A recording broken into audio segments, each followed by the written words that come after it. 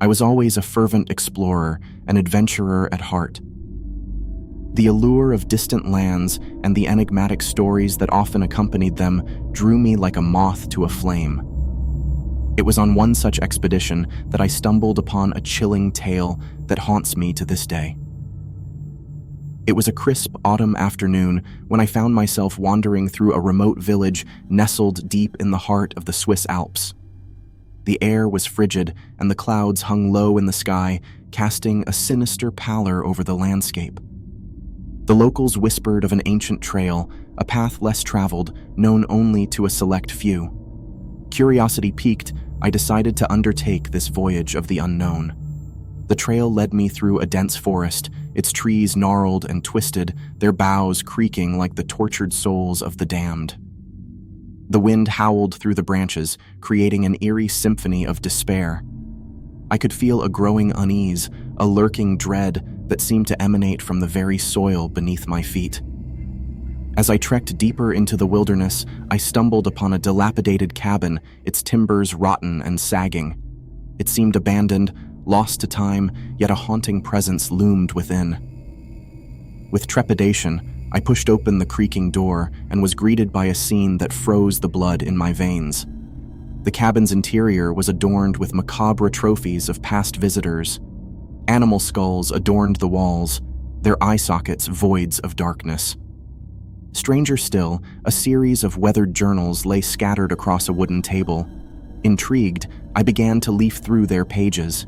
The entries within told a disturbing tale of travelers who had ventured down this very path, their experiences growing increasingly bizarre and nightmarish.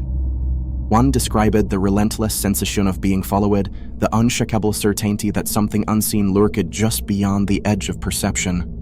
Another spoke of a malignant presence that whispered ceaselessly in the dead of night, its words incomprehensible, yet deeply unsettling.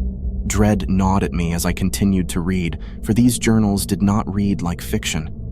They felt authentic, their words etched with a sense of genuine terror. What disturbed me most was the final entry, a single line scrawled in trembling handwriting.